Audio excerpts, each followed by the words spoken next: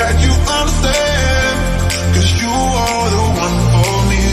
If you just believe, if you just believe, if you just believe, if you just believe, if you just believe, if you just believe, believe. Listen to your heart, heart, heart, heart, heart, heart, heart, heart. Listen to your heart, heart, heart, heart, heart, heart, heart, heart. Listen to your heart. Tell me who you wanna be. We can always start to believe. Listen to your heart. Tell me that you understand, 'cause you are the one for me. If you just believe, if you just believe, if you just believe, if you just believe.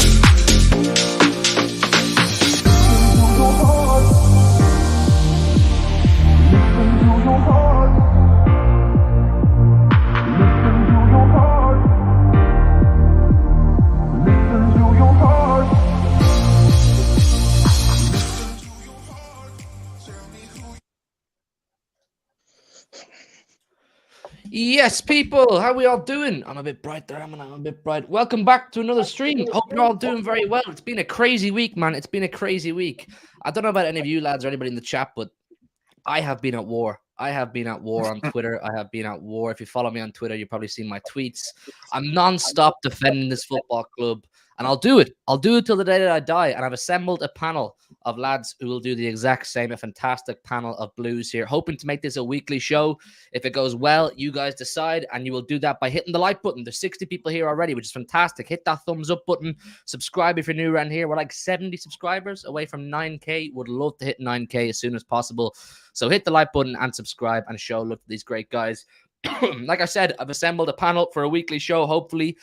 Great blues, great friends of mine, great friends of the channel. And it's time we had a good chat as a group about these things, because you're probably sick of me, people, ranting and raving to poor old Joe. There's only so much Joe can take from me. So these lads will have to join in and help me out. We've got Bevo, Luke, Briggsy, and Tone, 4 very good friends of mine. As I say, how are you all doing? It's been a crazy week. Tone, I suppose, it's been a mad week for you. I know you're active on Twitter as well, like me.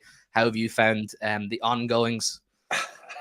Well, I've got my tweets set, so the only people that can reply are the ones that I follow, which is, I think, the best thing I've ever done on there, I'll be honest, because the amount of shit I used to get. But if I ever want to have a bit of a giggle, I do the quote tweets. You know, they have the quotes. So if I press on that, it's full of Arsenal fans and all this sort of stuff.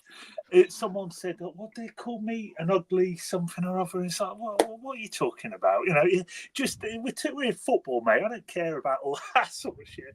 So yeah, I've had a wild sort of few days, as I'm sure you lads have as well, with Arsenal fans and United and Liverpool fans in the main. But yeah, I enjoy it. Don't bother me. You know, with these charges, the 115, the way when it first blew up the day after Tottenham away last season, I'll never forget it. There was this siege of people angry towards Manchester City and they're cheating, and this is going to be the end of Manchester City. And then it went quiet for a long time. It went quiet for a long time because nothing was surfacing. The Premier League weren't giving us much. City weren't giving us much. We're kind of speculating, trying to make our own decisions. And us as a fan base, I'm sure you guys are no different. All we could do was stand by Manchester City and trust Manchester City and trust those who put our club in a very good place. Then Monday morning arrives, or Tuesday afternoon it was. City are suing the Premier League, and they just threw a massive fire into the pot and said, let it explode. Let's rain war on the Premier League. Let's rain war on everybody else. And essentially, we are now at war. The club are now at war with the Premier League, and those who believe we are cheaters, those who believe we've engaged in some wrongdoings or corruption or cheating. And I think the common theme for me here, Bevo, regarding both the charges and the suing of the Premier League, is people who are, look, I'm not saying I'm the most educated man in the world in this. I'm learning on the job with this, and I don't think I'll ever fully come to terms with it, or I'll ever fully grasp what's going on. But the main wires people have crossed are the 115 and the suing of the Premier League, they think these are interlinked. They think these are the exact same thing. And they think City's action in suing the Premier League is either an admission of guilt if you're a hater of Manchester City. And if you're a City fan, you believe it's an admission or a stance of confidence. I mean, how do you see it and the way the whole thing's panning out at the minute? Yeah, so I've seen a few things sort of floating around on Twitter. Stephen Borson, I think he was on Talkshite today or potentially yesterday. And he said, if anything, City aren't actually fighting this new sort of set of charges. They're not fighting it for themselves. They're fighting it for other clubs. Because they essentially don't really need these set of rules that they're fighting against at the moment don't really apply to City. And I think Stephen Borson kind of summed it up perfectly. And he just said that they're actually not fighting it for themselves. They're fighting it for everybody else. Mm. And I think it's a really, really good sort of perspective and a really good way of looking at it. But yeah, they're two totally separate things. And inevitably, you know, whenever any kind of City news is mentioned, 115 recirculates time and time again. You know, I keep having this discussion with people, and they say about, you know, oh, you're guilty, this, that, and the other. And then you say, okay, well, if we're found innocent, are we still guilty? And inevitably, they say, yeah. So why talk to us about 115 then? Why do you want to know our aspects of it when inevitably you're going to say that even if we're innocent, we're guilty? So yeah, it's a bit weird at the moment. Don't you know though, Bevo, that all Arsenal fans are lawyers and accountants? They've been studying for a decade. Last 10 years, doesn't matter if they're 9 years old, they've still been studying for 10 years. Oh, fucking hell, everyone became a lawyer overnight after reading that document. Yeah, that's all qualified. Honestly. Well, that's where we're at. People claiming they know what's going on, and I won't name drop channels as I do a lot here. But I was watching a show earlier on, a big show, a big panel, big channel, and it was 8 people, no City representatives, all giving their input. And the main thing I grasped from everyone's input was, I don't know much about it, but they're cheaters. And I was kind of sitting there going, how are you given a massive platform? Like, there was genuinely a couple thousand watching this show. How are you given a massive platform to sit there and label an organization, not a football club, an organization, the CFG, the City Football Group, cheaters, while also saying in the same sentence, I don't know much about it? And then people like that will have the cheek, as I've discovered very quickly on Twitter this week, to tell us we know nothing about it. We know nothing about it, for trying to defend our club. So which way is it? So which way do you want it? And I've never seen, for a club so irrelevant, I've never seen so many people angry and you know, their arses are twitching over Manchester City and get them out of the league. They're ruining the league and so on and so forth. And they broke this rule, that rule. I mean, Luke, it's just been a whirlwind of a week. We'll get into the ins and outs of it, but where are you at with the whole situation at the minute? It's fucking mint for views, like, you know. No, other than, you know, the content head being on there, you know, at the end of the day, we're damned if we do, we're damned if we don't. Like, if we went at the Premier League with known as cheaters, we're trying to fight off all these charges, which are not linked at all, but people are still going to think we're using this ploy to go for this legal proceeding on the back of being given these 115 charges.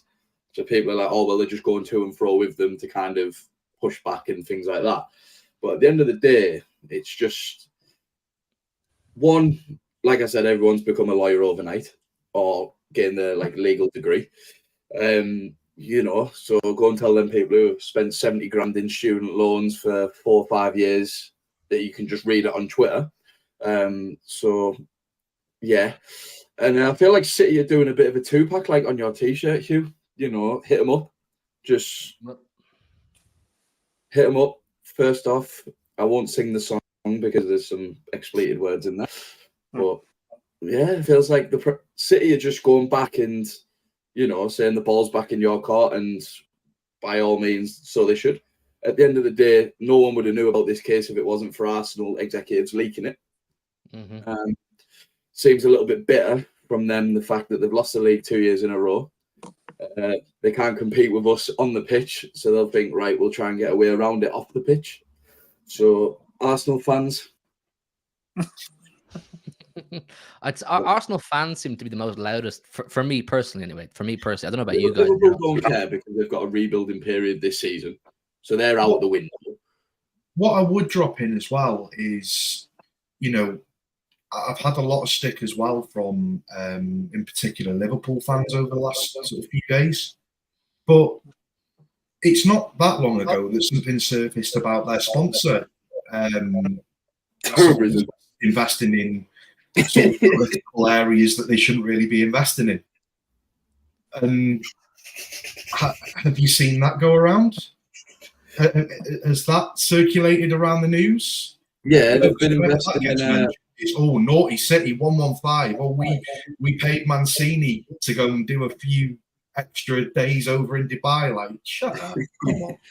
Brown envelopes, but they're just, you know, donating to terrorism organisations and things like that. Like those are brown envelopes. There's the brown boxes, mate. It's for me. It's the whole poor us thing. It's the whole poor us thing that I absolutely hate about the whole situation. Yeah. It's how can we compete with Manchester City? It's not fair that City can make this much money and they've made almost the same amount of money as Real Madrid and they're spending on this. And today it was how many players have Manchester City ever had to sell? You know what I'm saying? How many big players have City ever had to sell? I don't call that.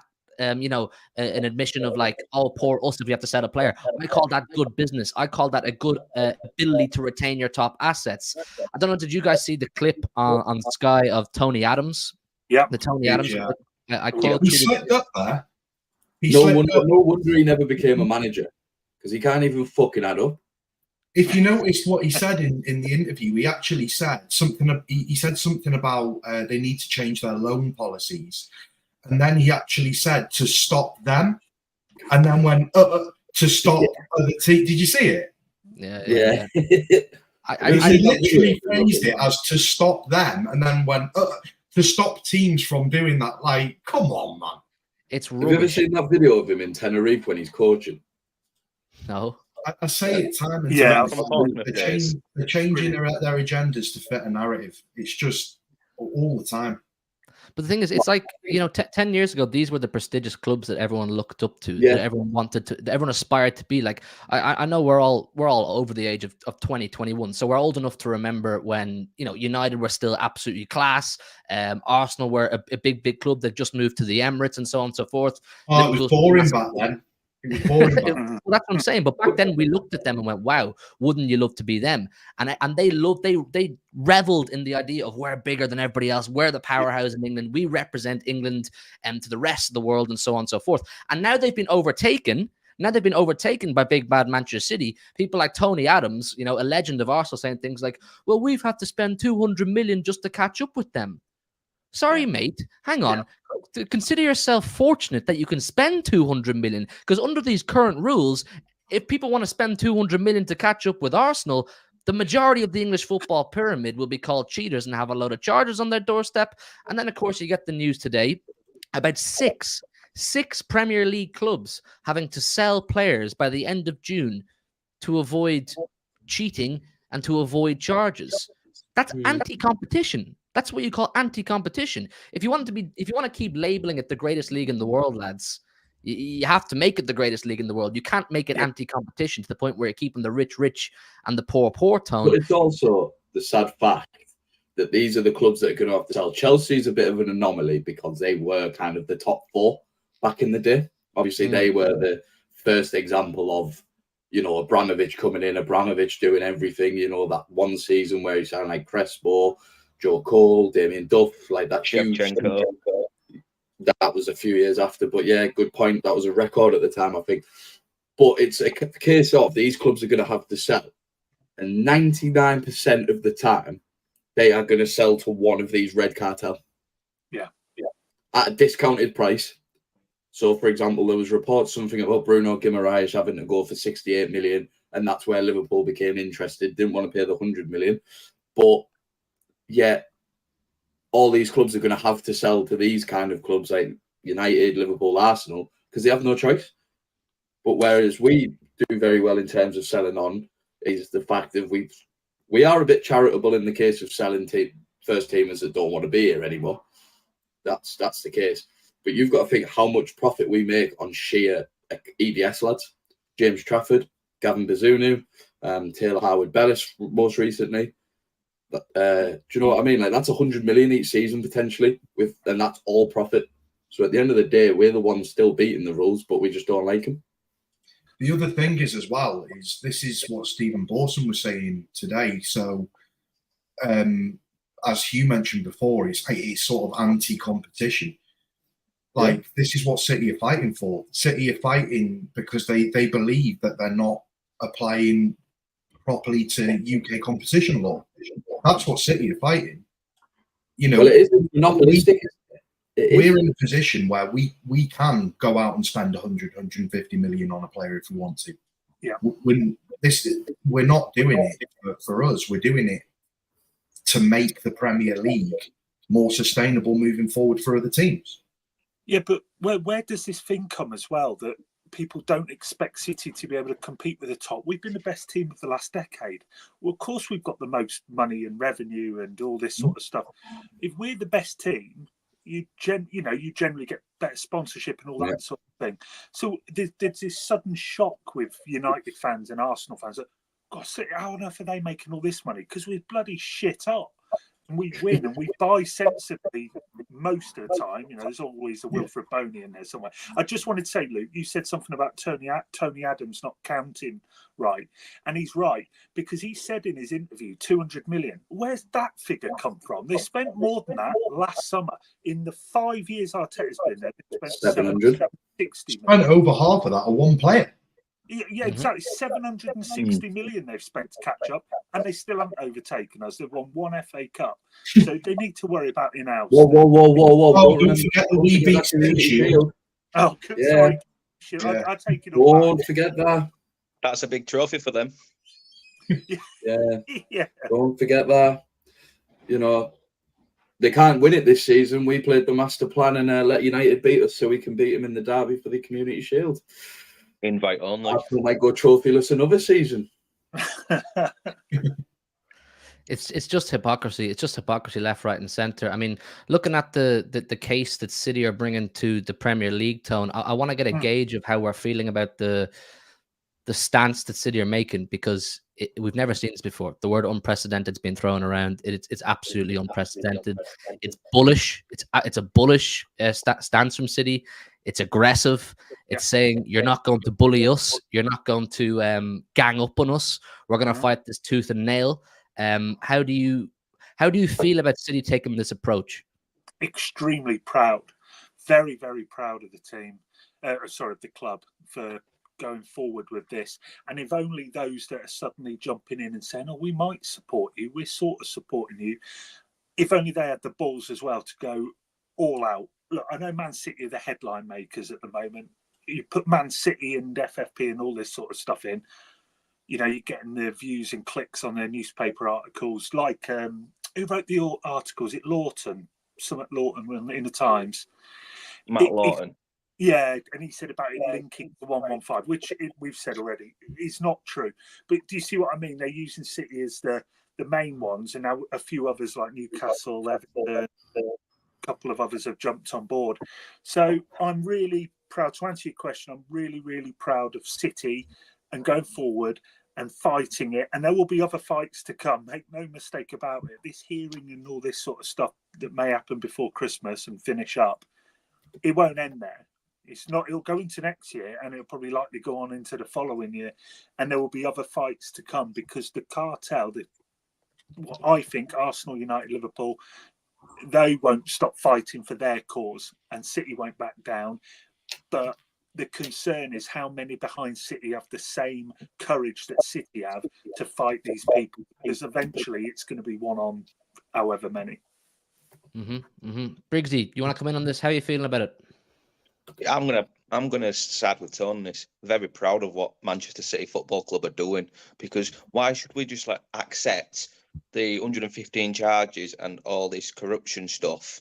Because you're throwing everything that everyone's worked for since Shep Mansour took over into turmoil. I mean, 15 years, well, 16 now, actually, sorry, but 16 years, we've built, as I've said on this channel before, we've built a community, we've built a very top establishment that is now being called into question for what? Because to keep the red cartel happy, just because we've come along like Chelsea did, like in 2003, new kid on the block, and we've upset Man United, Liverpool, and Arsenal from winning Premier Leagues on the regular. And we've come along and just shat on them. Now they're upset, so they just have this master plan to go, let's dig every little dirt we can on Man City just to piss them off and try and shut them down and send them back to where they belong. Doesn't work like that. You can't just, if someone's got dirt on you, right, you can't just let them go for it and like accept it. You've got to fight back. And like Tone said, be proud of our club, guys, because this is the biggest corruption in the Premier League since it founded. Really, it's like Serie A with the Juventus thing in the mid 2000s. That was big corruption then, and this is the biggest corruption that we've all known since the formation of the Premier League. So go at them, attack them. Don't stand there and just accept it. We've got to literally stand our ground with the Premier League and say, you're not bullying us just because you lot haven't won a Premier League. Man United haven't won a Premier League since 2013. Liverpool, well, fuck knows with them. Their COVID league don't even count, mate. You had no fucking fans in the ground to say that. And for Arsenal, you haven't won a trophy. We haven't won the Premier League, in 20 years. So, and Man City won like how many in the last 10 years? You just got to think, we're not going to stand there and just stand your ground. We're going to fight back, because if this goes the red cartel's way, for example, then we're fucked. And everyone's like, look at little Man City now, where are you in League Two? But we want to literally maintain our position, what we've built over the last 16 years. Look at East Manchester. It's reignited again, hasn't it? It's not a little shithole no more. It's the heart of Manchester. Whereas look at Old Trafford, that's on its last legs. Well, that's what Khaldoon said. And I don't know if you guys watched his 2-part interview today. He spoke in depth about the jobs, the infrastructure, and the life of East Manchester now. I mean, if you compare East Manchester now from when we first moved to the Etihad, it's night and day. Do you know what I mean? East Manchester back then was it wasn't a place you really want to hang around. Now it's quite a lively place. But I'm going to have a look at a couple of these super chats before we move on to the associated party transaction thing, because I think that's the most interesting one. That's the big problem people have with Manchester City. Is someone's mic buzzing for anybody else, or is it just me echoing? I did have my echo then as well. Yeah, I had a little echo, but it's not. I don't think it's mine. I don't think. We'll have a look. More than likely mine. Dr. Footy says, put the house on black now. Some OF support Brez. Big up Dr. Footy, man. I'm not really sure what that means, but appreciate the super chat. And then AK comes in with 5. Sorry, Luke's going on OnlyFans, he said. I'm sure he said that the other day, didn't you, Luke? Maybe hey, Luke. That. If we get cleared of all the charges, if you want to see it, why not? There you go, people. If you want some good OnlyFans post charges, City Luke TV. City Luke TV is where you want to go. There's nothing, with the 5. He says, "Bun me teta, bun the red bottle jobs. We represent English football." That's where I want to talk about the associated party transactions, is about us representing English football. City are not going to be destroyed or taken down or sent back to being the yo-yo club up and down the divisions off the back of whether we win this case versus the Premier League or not. City are doing this case versus the Premier League for the betterment of the Premier League, for the betterment of clubs that want to compete at the very top. Whether associated party transaction rules comes in or not, or gets overturned on it, doesn't matter to us. We're self-sustaining as a multi-billion at this point organization. What Manchester City is actually worth is up to you to decide. Look at the figures wherever you get them. But as an organization, the CFG is ridiculously self-sustaining. This is now a rule to stop monopoly, this associated party transaction rule that came in 2021, as we know, out of absolutely nowhere. Why was this brought in?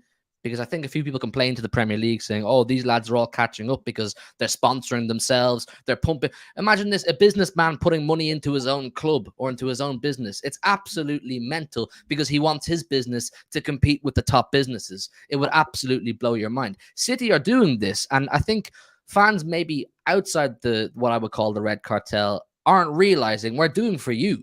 We're doing so you have an opportunity to dream. And then they compare our case with say, Everton and Forest case, which is absolutely mind-blowing to compare these cases because they're so incomparable. And they say, well, Everton broke the rules, so Everton have to be charged. Everton spent 20 million more than they were meant to. If Everton spend 20 million more than they're meant to, are they going to go bust? No.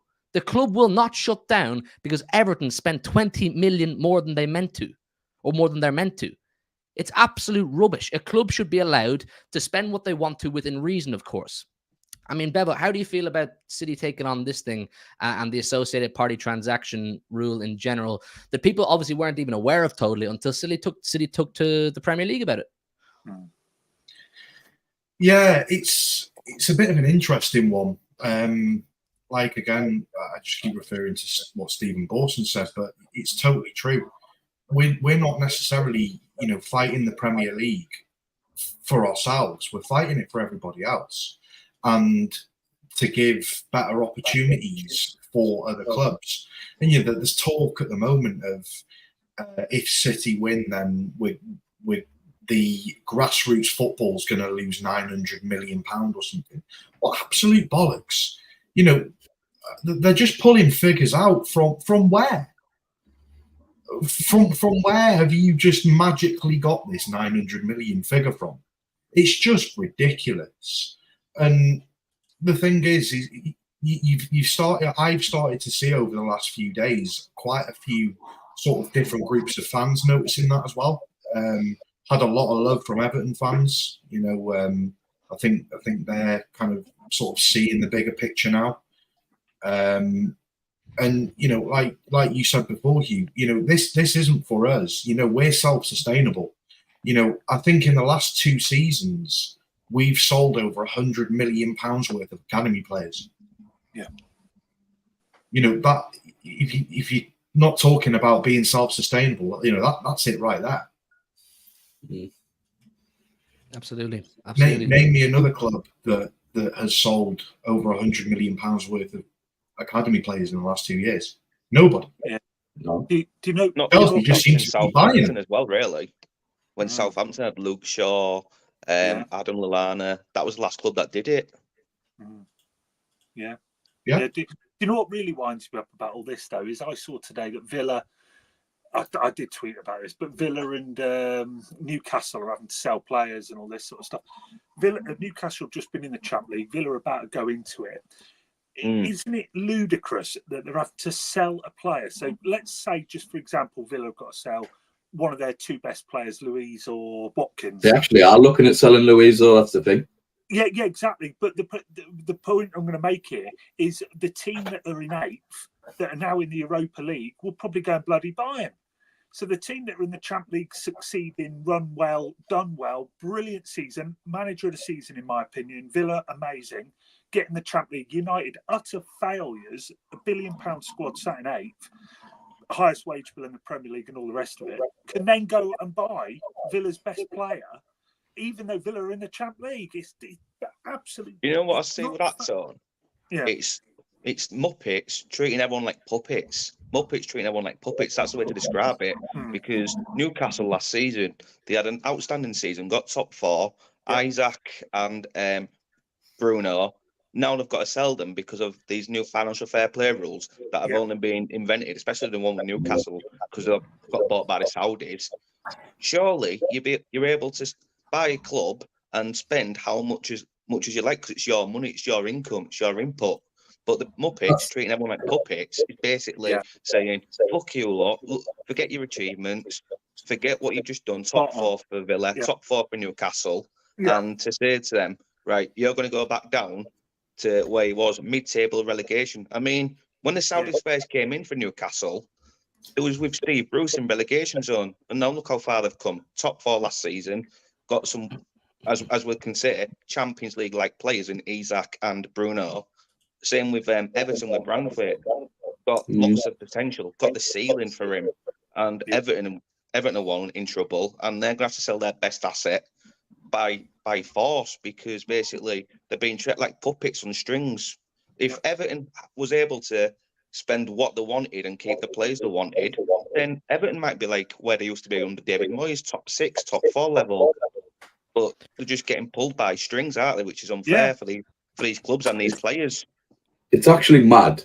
It's the only scenario or like industry I've ever seen where if you buy a business, you cannot spend your own money.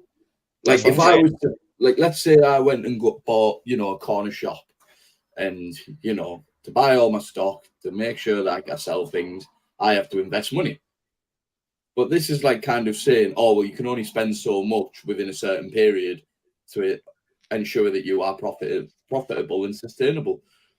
So at the end of the day, I can't then buy more stock because other stock needs to go beforehand, if you get what I mean. It's the only business where you just can't spend your own money. It's ridiculous. Obviously, there has to be an element of there has to be an element of like common sense about it. And I think this is where common sense has gone out the window in terms of the Premier League. They've just kind of looked and thought, oh, we better keep Liverpool, we better keep United, and we better keep Arsenal happy. The main three, red cartel.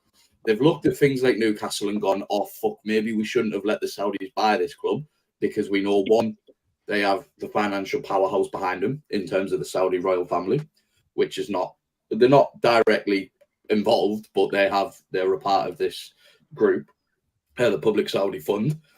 But then they're thinking, oh, actually, we've seen City do this over the last 15, 20 years, come to the point where they're now challenging winning this league every year. Do we have to put something in place to stop Newcastle doing that? Because, you know, there was Newcastle fans out there, as soon as they were getting taken over, they were like, oh, we can buy this player, we can buy that player. It's become an instant reality that they can't, which is unfortunate. But also, it's a case of now, even though they've got, let's say, like, you know, a couple of $100 billion in the bank that they're ready to spend and give, like, you know, a real chance to make this club what it should be, in my opinion. I think they're a great club. But they can't, because they're being told now, oh, actually, you've got to sell your best players in order to bring others in. This is where it becomes a vicious cycle. You know, when you look at the fact that Newcastle got Champions League last season, you know, inevitably, you know, got knocked out, but, you know, managed to participate, which obviously brings more revenue into the club. Then last season, they were unfortunate with having some, you know, injuries. And they had a lot, unfortunately weren't able to this year make Europe. But off the back of that, they're now having to sell their best players in, you know, potentially in Isak and Guimaraes, and they should be essentially fighting to try and get back into the Champions League, but now can't do that because they're having to sell their best resources, and then they'll have to end up, you know, inevitably starting fresh again. But this is what I'm trying to say. It's a case of, well, go on, look, like, case of, like, sorry, but like literally, Newcastle got Champions League football. Any team in the world, when you get like Champions League football, you would sit there and think, right, for next season we have to improve. We have to go out and buy players. We have to strengthen this squad. We've got a few hanging on, you know, the likes of Matt Target, not Matt Target, sorry, because he was bought in that season. But people like Paul Dummett, you've got players like that who are sitting on the fringes. Obviously, they're trying to get these players out the door, but they've had to do it at the end of this season, at the end of the contracts. But with all these rules, they're being told, actually, congratulations on getting Champions League, but you can't go any further than that now because you can't put more money into the club to go, do you know what? We actually might get out of the group stages. We might make more money by getting out of the groups. Then we can improve our showing in the Premier League. Unfortunately, injuries has been a massive part of Newcastle's season, but it's a case of just, again, I'm going to go back to this red cartel thing, but it's just, it seems like they want to create this monopoly for them free for viewers, right? Like viewing it, like money and things like that. But then actually in UK law, it is illegal, not illegal, but it's frowned upon to have a monopoly in things. And this is where anything over 66.7% or something like that, you can't have that share within like a kind of market. So 3 clubs of their proportion could potentially have that as well. And that's my point. If you look at I'll just say this quickly. If you look at last season, the amount of injuries last season in comparison to the season before are massive. And that's only going to get worse. Because they're playing more, yeah? There's going to be an extra 15 games next season, and next season onwards. If you think about the amount of injuries that they've had this year, and because of the amount of games that they've played, etc., you're adding 15 more games onto that, but unable to spend more money. If anything, you now have to spend less money. It's like, okay, everything you two have said. More games, less money. They spent like what? It just make it make sense. You know, there's talk of the Premier League asking for games to be played over in America. Like, why? You know, the Premier League is you know, for the Premier League, and now they're sending games off to America. Why? For more revenue. The Premier League doesn't care about the welfare of the players at all. Everything you know, they can't be jetting off to America one day and then playing in Spain 4 days later. Everything you two have said strengthened the point, because it's like when, like I said, when the Saudis first took over, Newcastle was like in a mess. Mike Ashley ownership, he didn't care about the club. He was more there for profit, kind of like the Glazers are. And the Saudis thought, you know what, we're looking at Man City. We want to be that club. And in the first couple of years, they've gone up from relegation club to being in the Champions League, brought in some world-class players that you wouldn't have seen under Steve Bruce and Mike Ashley, Bruno Guimaraes and Isaac, even Anthony Gordon to an extent. And they want to build on the Champions League, but because the Saudis have took over and these rules have come in because of the new ownership, it's just restricting them. Whereas if Newcastle was bought at the same time as we was, they might have got through all that Champions League ceiling. They might have won the Premier League by now, but they're getting restricted, which is so unfair on them, that because the Premier League are all about keeping that red cartel happy, if Newcastle was able to spend what they wanted, they would be fighting us, fighting Liverpool, fighting Arsenal for Champions League.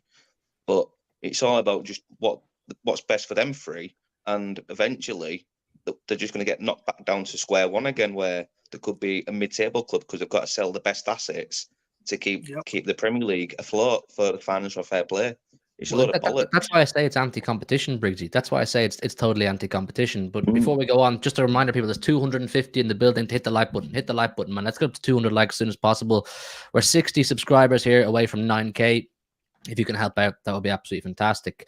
The Newcastle case is the most interesting one because it's anti-competition. And I said the APT rule is anti-competition. It was essentially, as LB says, it was brought in. It should have been called the Newcastle rule. It should have been called the Newcastle rule because it was an attempt essentially from the Premier League to say, whoa, we've seen your lot before. We've seen what people like you have done before with Manchester City, and the mistakes we made with Manchester City by not putting a stop to their financial flexing sooner than we did. We're going to stop you. We're going to nip you right in the bud. 2021. What can we do to stop this? Associated party transactions. Yeah, you can't have essentially any company from the Gulf, as Manchester City have named it.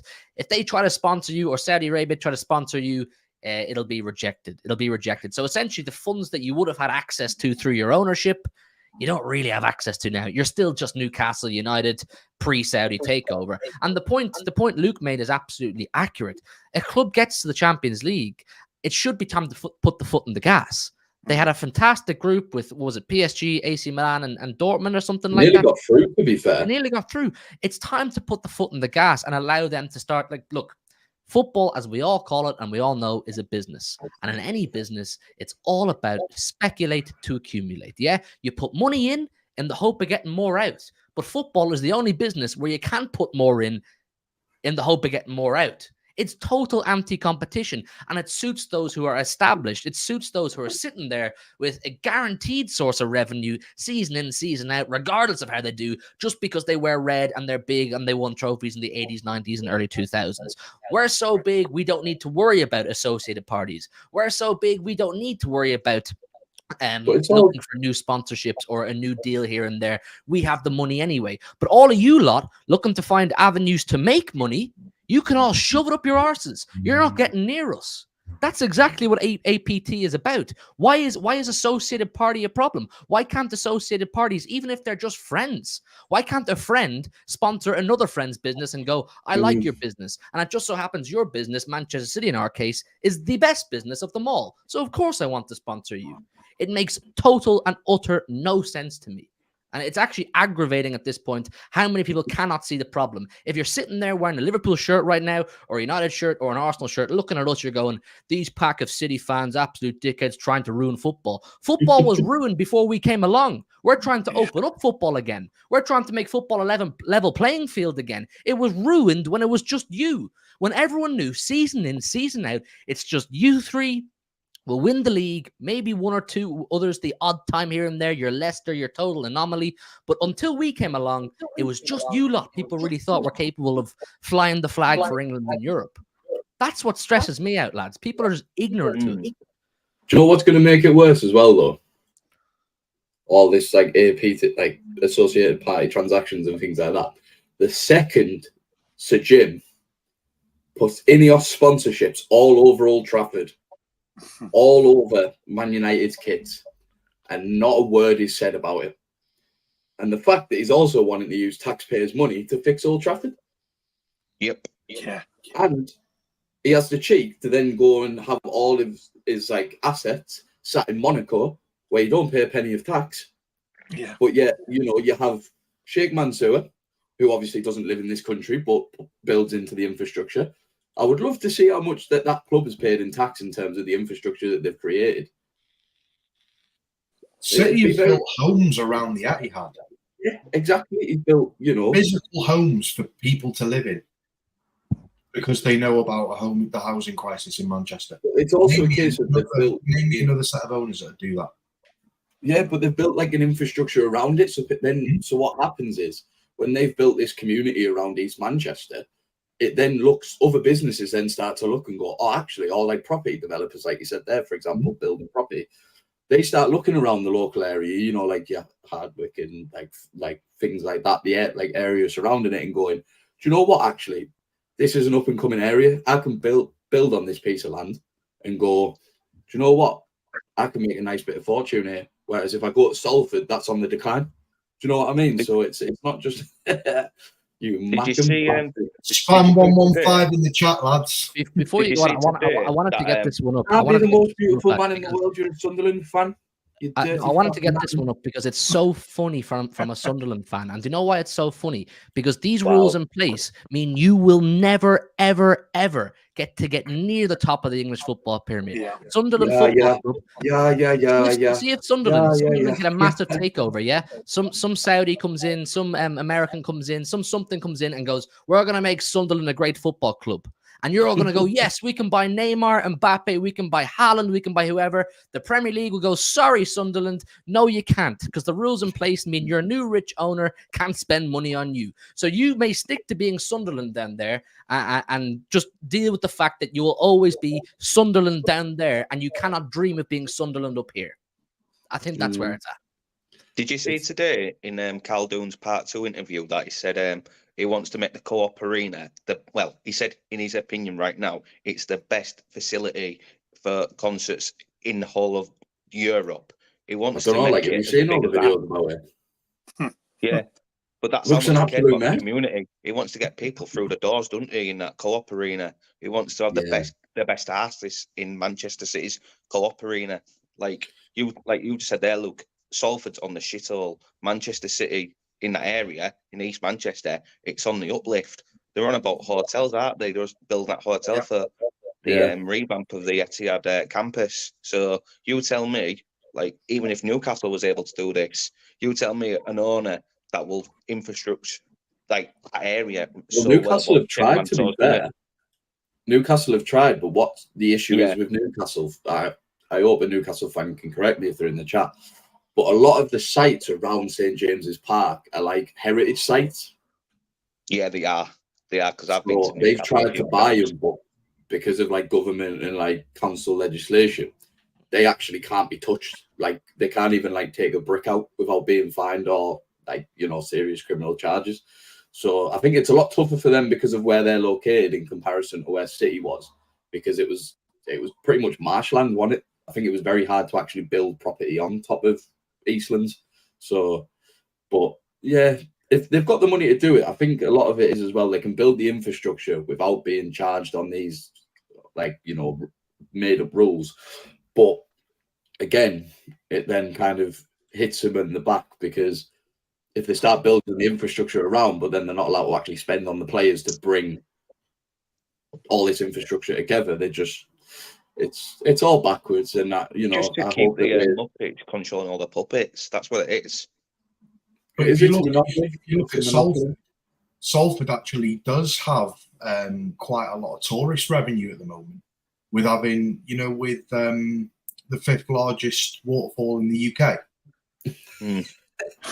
Voted on Trustpilot, it's bringing in tons of tourism. I thought you were being That can't be serious right. there for a second. I was like, where's he going with this? That can't be right, Bevo. Come on. but City Catch a are- bitch. Whoa! What's Steve? Bring up that comment from Steve Black. What's he mentioning about Middlesbrough? Because I might have to have a go here. Oh, Oh god. Middlesbrough. That's where I live. no, Yeah, I don't think he's got a problem with Barney. That's the comment. Middlesbrough. What's wrong with Middlesbrough? Oh, I want to see what he says about Middlesbrough. Oh, I'm right. curious. Because I agree, it's a shithole. You wouldn't want to walk down an alley, like you'll get someone like Harry coming after you.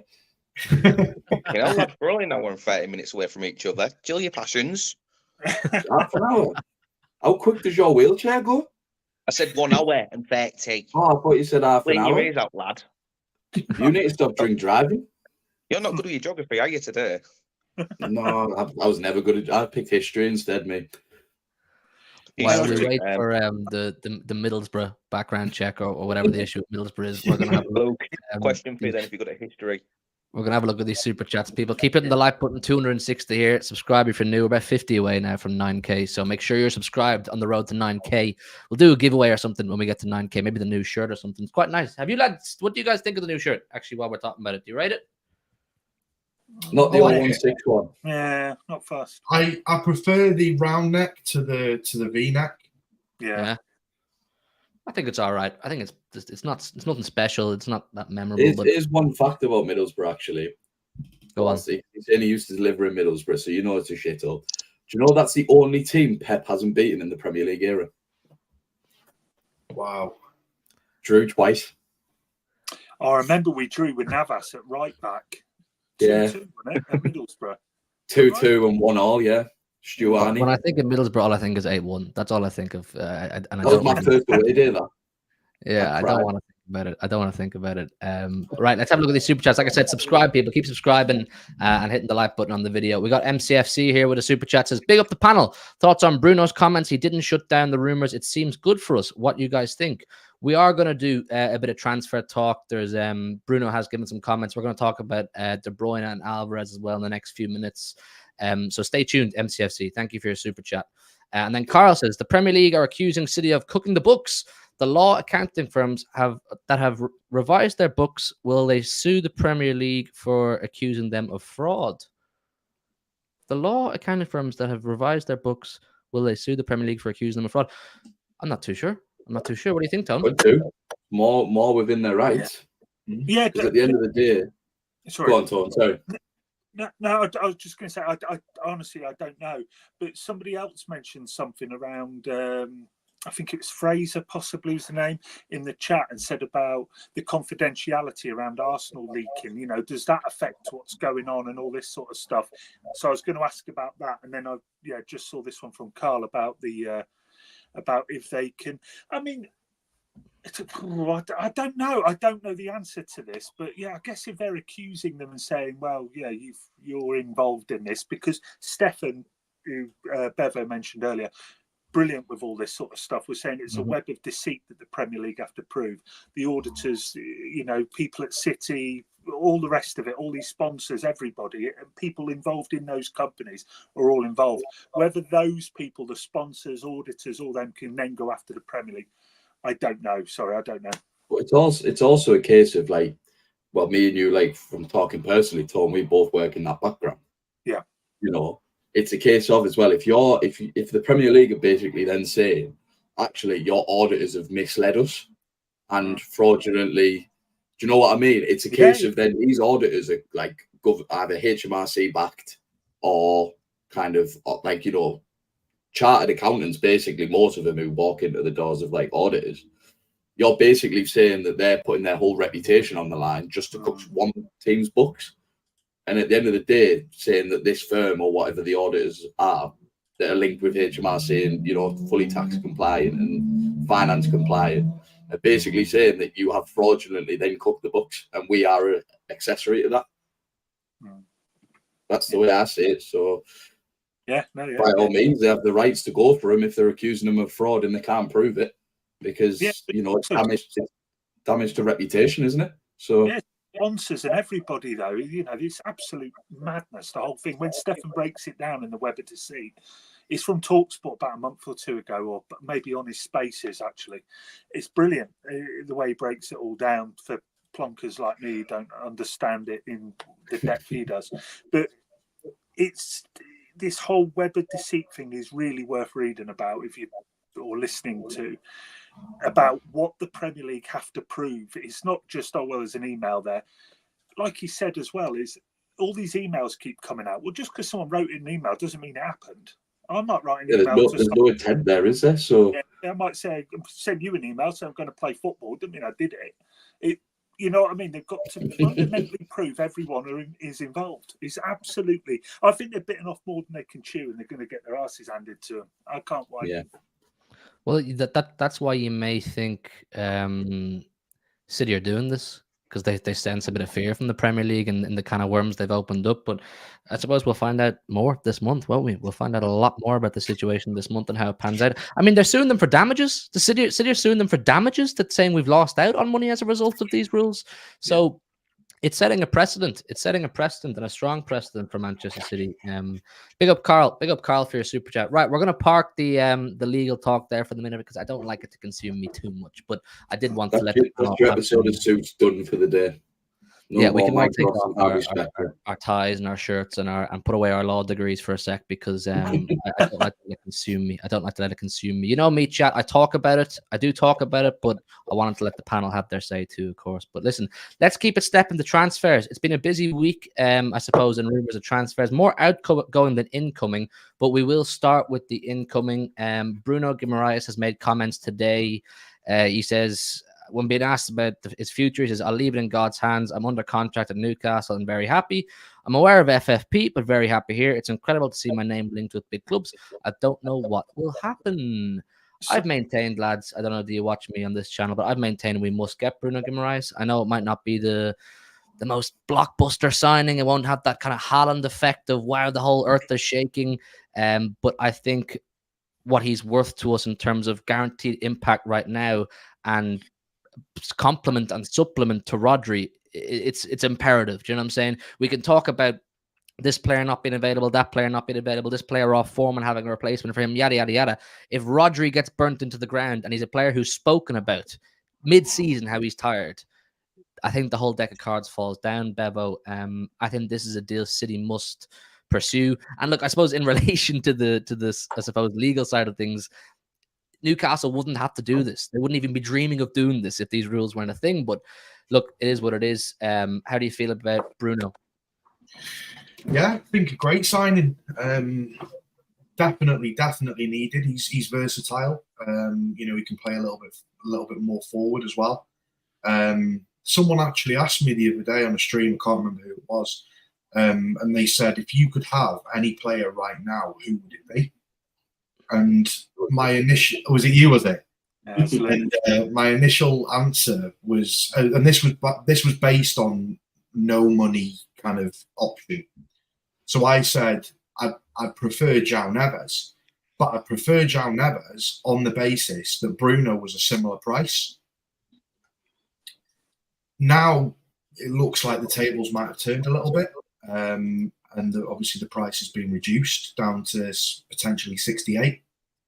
And that changes everything for me, because I think that is quite a substantial drop in amount. And again, if there's talk of potentially Bernardo Silva leaving as well, I think he offers a little bit of what Bernardo does as well. I think in particular the fact that one thing that we rely on Bernardo for the most is for the amount that he runs. His work rate is phenomenal. Bruno Guimaraes last season ran more miles than anybody else. So I think having that option as well, where we know he's going to put in that shift, we need him. It's a must, especially with the amount of games that we've got coming up. I've been saying that he's the next best thing after Declan Rice. When the club went for Declan Rice last summer, obviously didn't get him. It is what it is. I think for what we're looking for, he's the next best thing. And we always say availability is the best ability. The guy played 50 games last season, didn't miss a single one through injury. He missed one game through yellow card suspension, didn't miss a single game through injury, always available, always fit. Through all the ups and downs Newcastle had, all the injuries Newcastle had, he was the one constant in the team.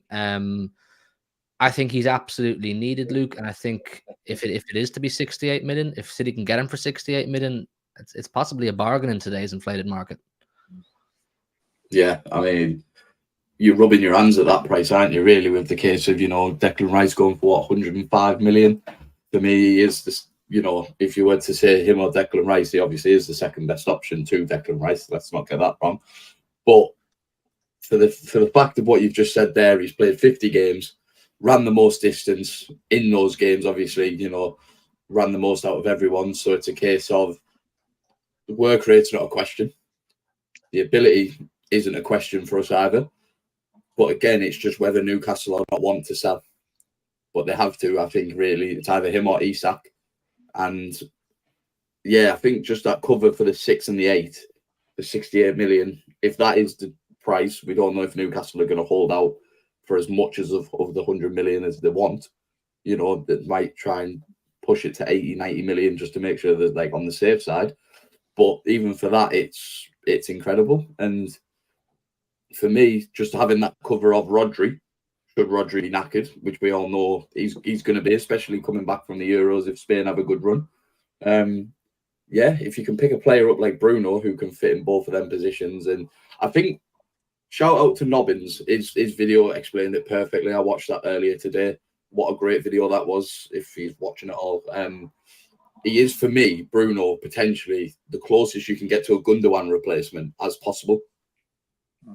Yeah.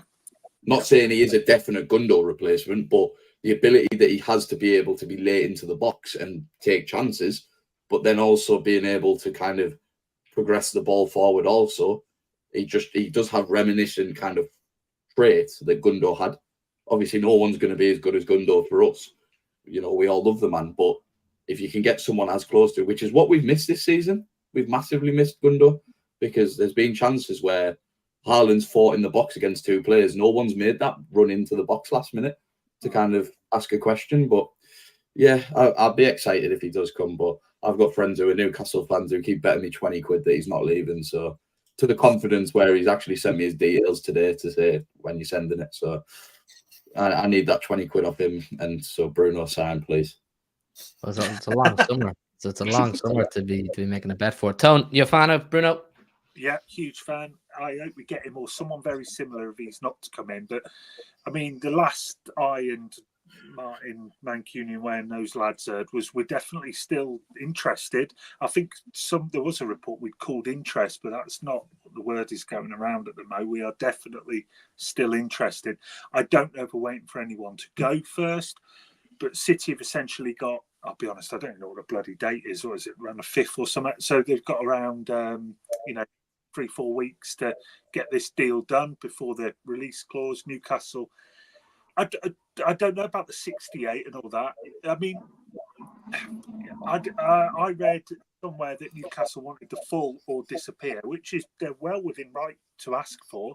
And if I was at Newcastle, I'd be doing the same and saying, no, we want the release clause or don't even bother type thing, But I will just say, I think it'll happen because of the comment he made, Bruno G, where he said it's in God's hands. Well, God's club is Man City. 2 and 2, lads. There you go. So I think he's going to move, and I'm going to go and get Bruno G on my new City top before he's even moved. Nice tattoo, all based on that one comment. I'm not silly. Briggsy, what's God going to do? Is he going to send Bruno to City? Well, if you put it straight, he needs to come to City because we need that Rodri cover.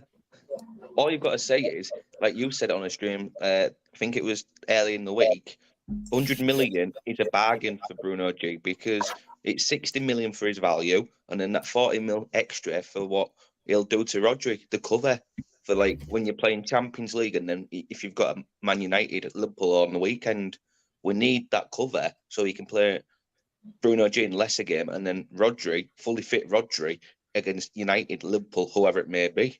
So I'm all for it. Listen, I think you can tell everybody we want to sign Bruno G. We want to sign Bruno G. It's a smart move for Manchester City to get this deal done. Hopefully, we get it soon. God is here, so he's coming. Who? God is here. God is here. Yeah, I've just seen that. Where?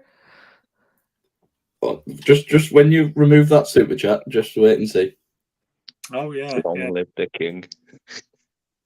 Where am I looking? At my picture. Oh yeah, okay. I was too slow to clock that. God is here. What do you say? Is he coming? Yes. There you go. Now God is leaving. Okay. Big up, You know what's fine if you don't come? Middlesbrough. No, please don't tell people where I live. Yeah, I got your address written down, lad. Don't worry. No doxing on this show. Wouldn't surprise me. Would it?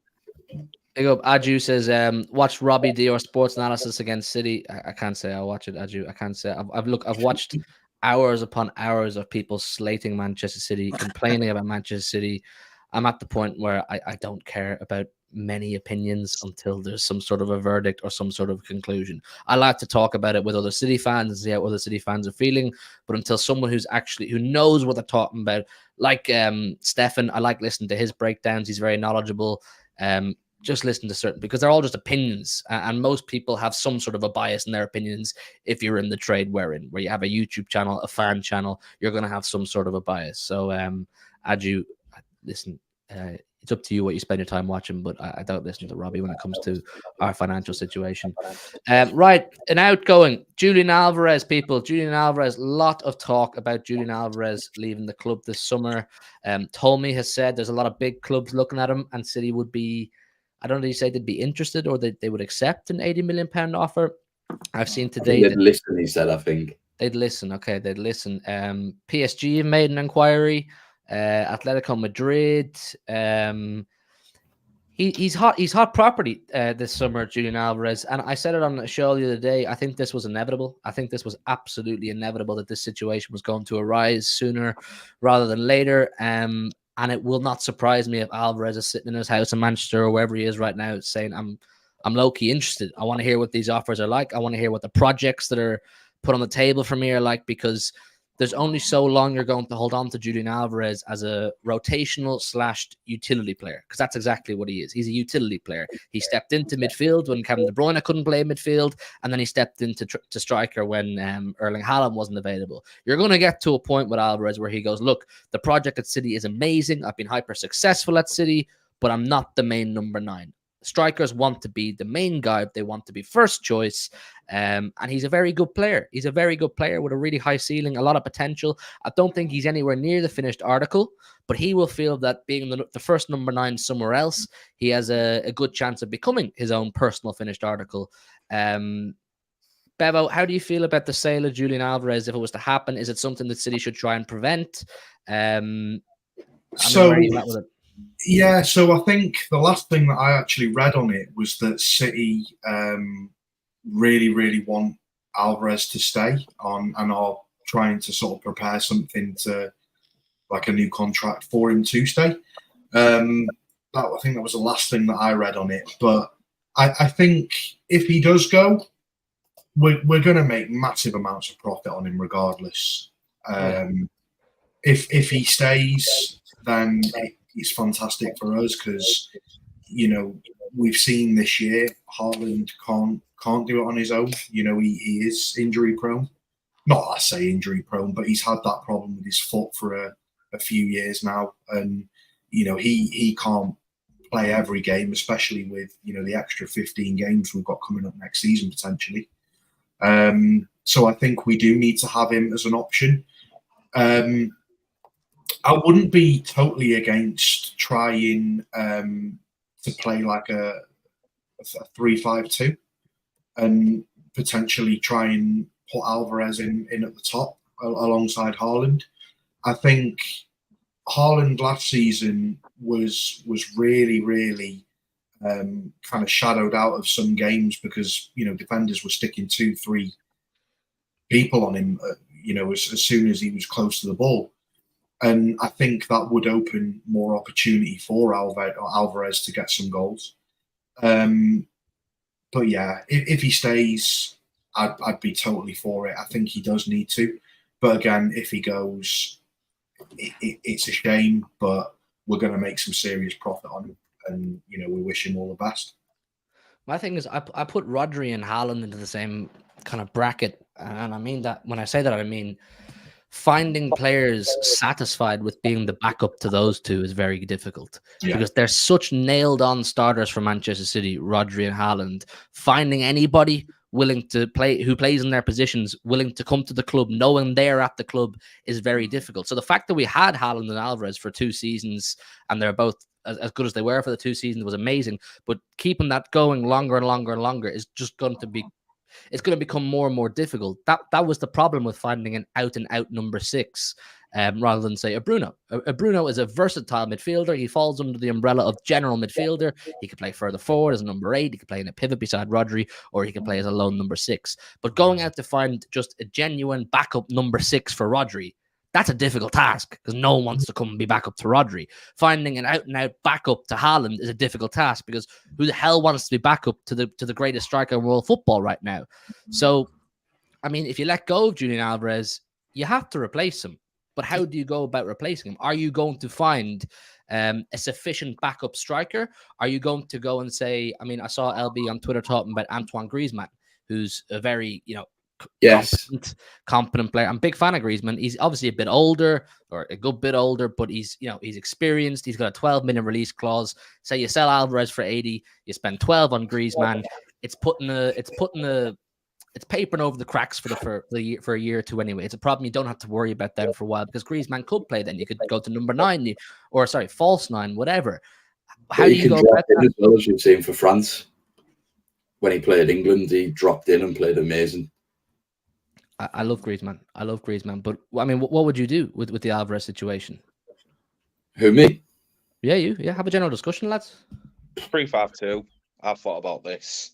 I mean, Pep's tried every trick in the book. He's played every system he can. He's got to come up with some way to get him and Haaland in the same team together. It'd be a dream to see them two link up on a regular basis. We've always said this, and then who do you replace Alvarez with?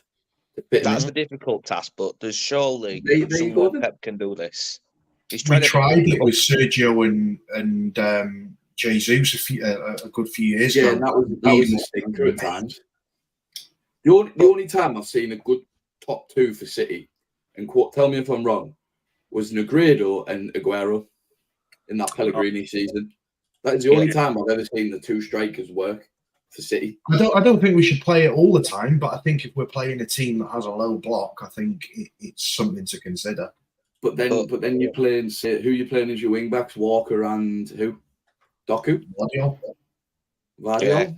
But then you've got 3 at the back, so is it Akanji, Diaz and Stones?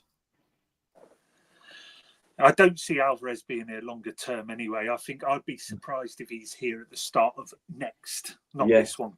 Following season. Hey, look, if Bayern Munich wants him, we'll swap you Musiala next summer if you like. We'll do a nice little deal there. I'm just throwing it out but there. Even if you were to sell Alvarez, you've got 2 potential good options that I've seen for that 12 million release clause. You've got Antoine Griezmann and Paulo Dybala.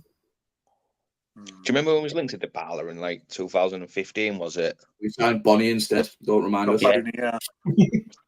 What could have been if we'd have got the right player?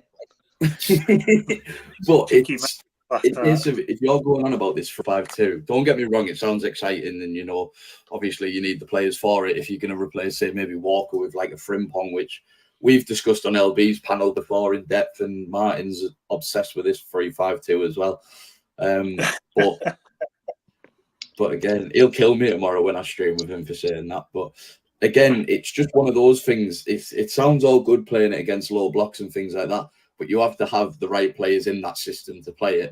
You know, you've got people like, for one, who's going to play as the number 10? Are we guessing Foden is going to play in the Hall? Kind of has to be. So then you're losing the opportunity to then have De Bruyne in there, because is De Bruyne going to play and sit holding with Rodri? De Bruyne might not Won't even be be a bad there. shot for him, though. Yeah, I can see positives Just to it. with his But I think, legs. yeah, you need legs on the wings, which we've got in. I'd say we've got it in Vardiol because he looks good on the left, going back and forth. But Walker at times is a liability getting back, as we've seen for the goal against Manu. So you have to replace that right wing back. I don't think it suits him. I think it's either a right back or, you know, a centre back in a we've seen for England on the right hand side. But it's a case of as well, then you need two legs in the midfield, because if you're going to only have two in the midfield and it gets overloaded, you've got Rodri, who sometimes isn't the best in transitions. And someone like De Bruyne just doesn't make any. He does track back, but again, he is your luxury player who kind of will just wander back. Do you know what I mean? So it's I think Alvarez will go this summer or next, probably more likely next. But realistically, Griezmann's not going to happen. He's 33. City don't do that paper over the crack stuff. We would have kept Gundogan if that was the case. Yeah, exactly right. They're not giving Griezmann what someone said, not 3 or 4 year contract. There's not a chance. No, I don't see it. Dybala's 30 as well. We need to get over the cracks as well, and buying sort of these older players just to kind of fill in space. We need to be assertive on who we want and stick with it. You know, I honestly believe that as good as he's been for us last season, you know, consistent sevens game in, game out, but I don't think Kovacic was the player that we were intending to buy. I think Kovacic... It was always Rice. It was always trying to push for Rice. And then when Rice hasn't happened, they've panicked and gone Kovacic and then Nunes as cover.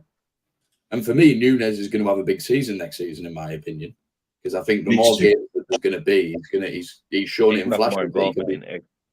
Yeah, he can be brilliant, and he's shown that in flashes. But it's also a case of, you know, if the money's talking for Alvarez to go, then you'd be silly not to accept it. You bought him for £14 million. Yeah.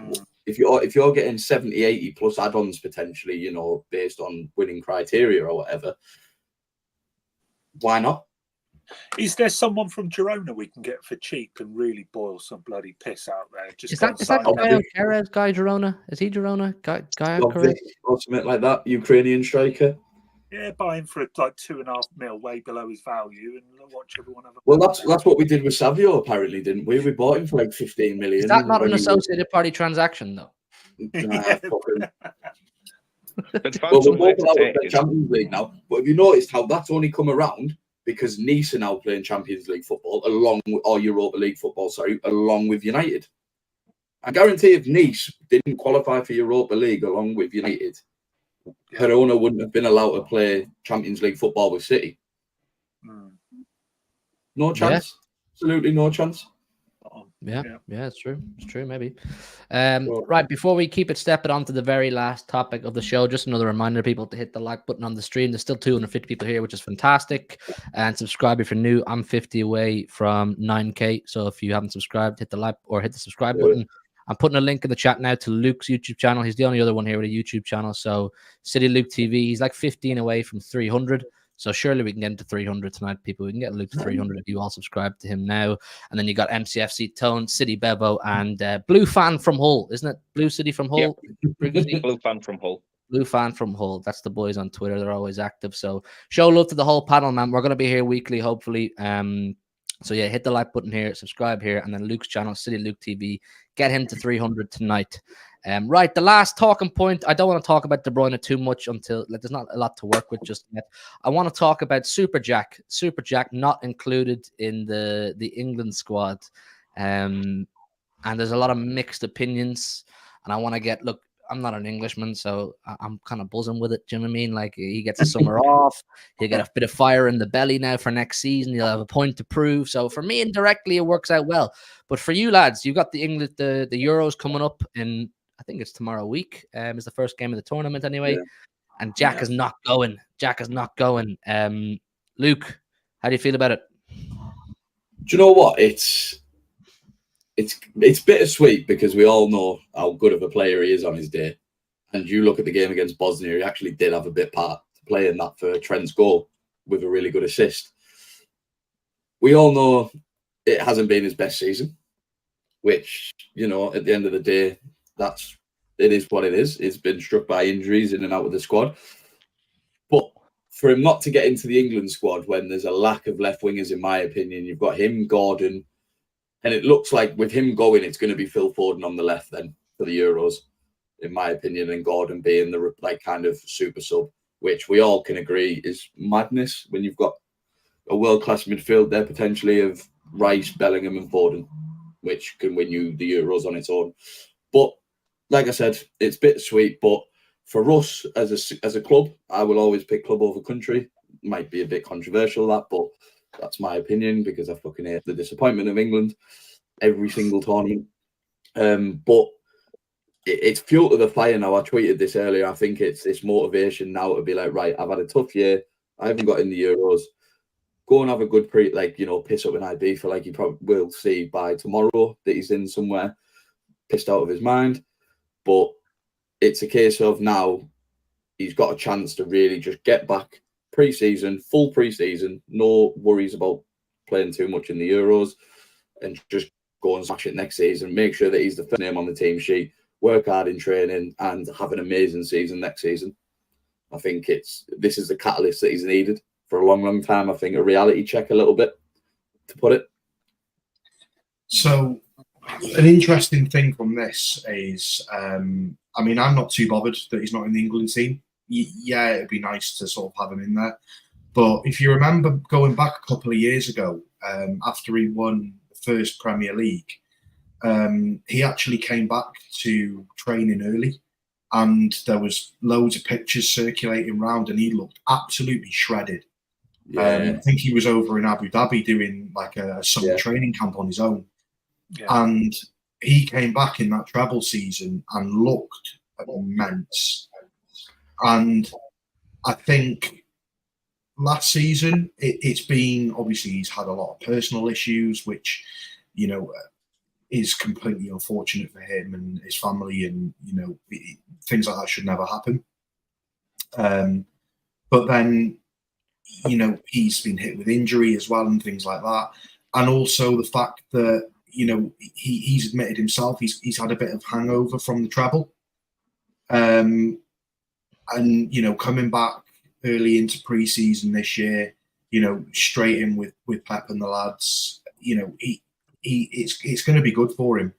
And I think him being able to have sort of a longer pre-season in getting ready for next year, and not having to sort of play in the Euros, I think it's just going to benefit us.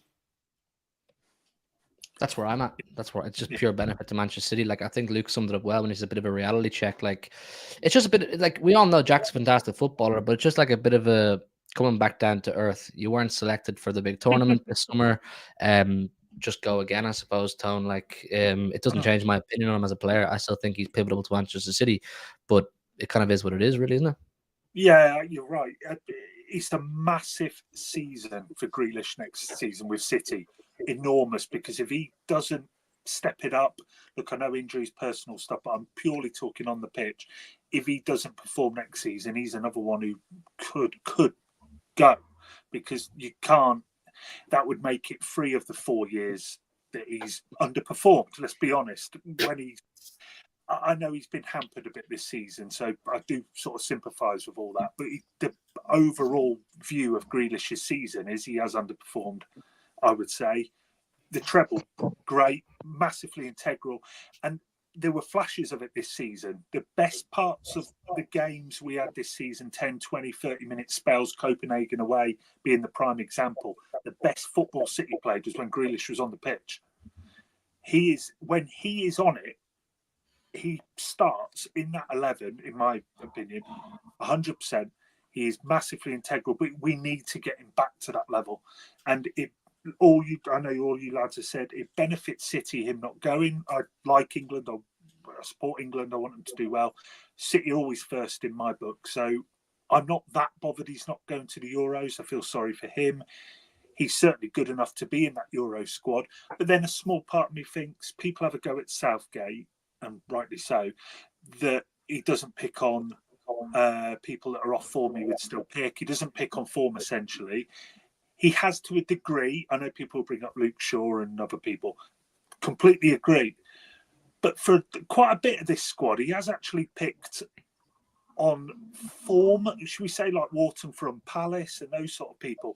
Rashford, who doesn't deserve to go, isn't going. Grealish, based on form, doesn't deserve to go, isn't going. And there's a couple. Would you say Lewis Dunk deserves to go though? I would have Branthwaite in above Dunk. There you go. Yeah, I don't agree with that Branthwaite exclusion. Yeah, there's always going to be a couple in there. Like I said, Luke Shaw. I mean, that's just whatever on that. That's one. common sense more if he's fit. Yeah, like that is a common sense one because he's the only good left back. So I fully understand that. But the Branthwaite one as well. You got to remember, didn't Everton have like the best fourth defence in the Premier League, and Branthwaite was key to that. So you've excluded one of the best defenders in England for sake of these other players that have not been on form. At least we all know Henderson's not going. True. He'll still be there. He'll still be there in the changing room somewhere. He'll be like, only the assistant. Just going back on Grealish again quickly.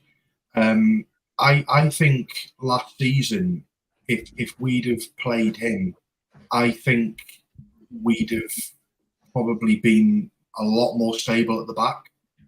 Because if you look at the system that we played, especially towards the end of the season when he was missing, we were playing. Phil Foden technically was supposed to be playing left wing, but came inside to allow space for Guardiola to go sort of control that wing. The problem with that is then you're leaving one less defender at the back, which is leaving us exposed. I think if we have Grealish playing on that left-hand side, Guardiola doesn't go as far forward, and we actually concede a lot less goals. Do you think he gives cover for Guardiola, like as well? Like obviously, we talk about Guardiola very good in going forward. Like he's an unreal defender, we all know that. But do you think Guardiola's been a bit hindered also with Doku playing on that left? Because we all know Doku at times can be a little bit lackluster in his defensive work rate. Whereas if he did have Grealish, we all know how good Grealish is at coming back. So there's another thing where potentially you would have had a bit more kind of intelligent link-up, knowing if Guardiola's bombing on that Jack maybe drops in. Whereas sometimes we didn't see that with Doku. Yeah, the other thing about Jack is he's probably the best at it in the Premier League is holding up the play and holding up that ball and slowing down a game. And he'll get that ball, and as opposed to Guardiola bombing it down the left-hand side, you'll have an interchange of, say, like Grealish will come on the inside, and then say Bernardo or Foden will then switch and kind of swap positions. So I think just all in all, I think if we're going to get cover for Guardiola, it needs to be someone that's going to play in like a similar way that's going to slow the pace of the game down, because you can't afford to be losing your defenders going up the pitch. Because realistically, you look at it, we spend 60-70% of the game in the opposition's half. It only takes those one or two counter chances for them to go forward and for them to create some form of chance out of it. And that's predominantly because Guardiola is up by the other corner flag. And I think that's where we got caught out a lot against United, didn't we? Yeah. In the FA Cup. And obviously, players like Grealish and that weren't on the pitch, and then it took Doku. Well, was he? Yeah, he was. No, I can't remember now. Yeah, but then obviously, as good as Doku is going forward, we do lose that kind of defensive work rate tracking back. But obviously, that's time for him to learn and stuff like that. He'll pick it up. He started to pick it up towards the back end of the season compared to the start. But I think that's just where this season, though, because he'll have a full pre-season wanted to work under it. Exactly, and I think the thing with Grealish, the big kind of pivotal thing that made me appreciate him a lot more was, I don't know if any of you were at that game, Newcastle at home, second game of the season. I was there, Yeah. Yeah, I was.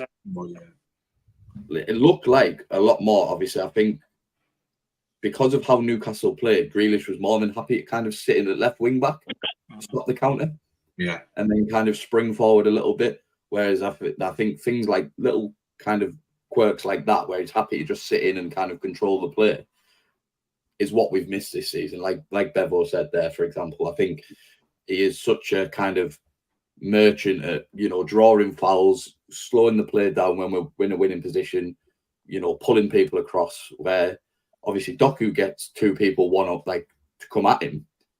Doku will try that take on, and quite a lot, although he's like one of the highest for successful take-ons, but we look like we can very quickly lose the ball with Doku, if that makes sense, and be caught on the counter ever so quick. Whereas Grealish, it doesn't tend to happen, and if he does lose the ball, 9 times out of 10, it's an actual foul rather than him losing the ball for a counter, if that makes sense. Yeah, and I think bringing back, I think going back to the talk we were having on Bruno Guimaraes, I think he is the solution. Because whereas at the moment you've got Rodri, who's predominantly a central defensive midfielder, and then you've got Kovacic, who naturally, because of the player that he is, wants to go forward and wants to kind of occupy those spaces a bit further forward. Where if you look at, say, Bruno, for example, if you have Gvardiol bombing it at the left-hand side, you'll have, say, Ake will then take up the left back position, and then Bruno will then drop back, or it leaves option for Rodri to then drop back and then to take that kind of centre-back position while the others going forward. Does that make sense? Yeah, absolutely. Yeah. No, I think you guys are summing it up well, and you kind of just named off all the things that people outside the City fan base don't appreciate Jack Grealish for. I've always maintained this with Jack Grealish, and I fully accept and take on board that an attacking player from Manchester City should improve their GNA. He needs to improve his GNA. I think he does. We can all agree on that. But the things he does do very well are extremely unrewarding stuff. Like, you think of the track and back he did on Son, last player back, and relentless work rate and these kind of things that people outside our fan base will go, well, that's not enough for 100 million. Well, I tell you, it is enough for 100 million when you win a treble, and he's one of our most paid players. So, look, with Jack Grealish, like I said, I think he needs to improve his GNA, but I'm cool with him not going to the Euros this summer. Get that fire back in your belly. Do a big preseason, go out to Abu Dhabi, do your sprints, whatever got you into great shape, like Bevo said, and be ready because it's a big season ahead. So listen, I think we're going to wrap it up. An hour and a half flew by. Time flies when you're having fun, people. Absolutely fantastic show. Massive thank you to our guests, Bevo, Tone, Briggsy, and Luke. If the guys are available, we'll do it same time next week. I want to make this a weekly show. I think this is a fantastic panel, and it's only going to get better because even during the season, when the games are on, it'll be great fun to speak together, preview and review games and so on and so forth. So listen, you see a link in the chat there, people. City Luke TV. That's Luke's channel. He's new to the City space in terms of his own channel. I think he's a few off 300. Go to City Luke TV and subscribe to him. Get him to 300 tonight. As a community, as a blue community, get him to 300 subscribers tonight. I think we're doing a good show this weekend, so stay tuned for that on Luke's channel. I'll put in the chat again if you missed it. City Luke TV. You need to do your research for this weekend, boys. I'm telling you that. Not easy. The other lads here on it, Luke, yeah? Yeah, so we've got Harry, Bevo, yourself if you're free. And we've got Luke from Not in My Lifetime pod as well. So there's 4. So you're all competing against each other. And it's not like your big 6 one that was quite a breeze when I watched it back. Oh yeah, listen, I think I was cheated of a win there, but I won't. That big 6 one was quality. Right, listen, like I said, go to City Luke TV, get him to 300 tonight. I'm 50 away from 9k here, or just under 50 away from 9k. If you haven't subscribed here, make sure you're subscribed. Hit the like button on this. It helps more people find the channel. We're trying to grow the community, trying to help these lads grow their socials too. MCFC Tone, City Bevo, Blue Fan from Hull. We're going to be here hopefully every Thursday. We can make it happen, but I'll speak to the lads in the group chat and we'll sort out what works best for us. I'll be back tomorrow though with Joe for a late night chat, 10:30. The usual stuff, people. And until then, enjoy the rest of your evening blues in a bit.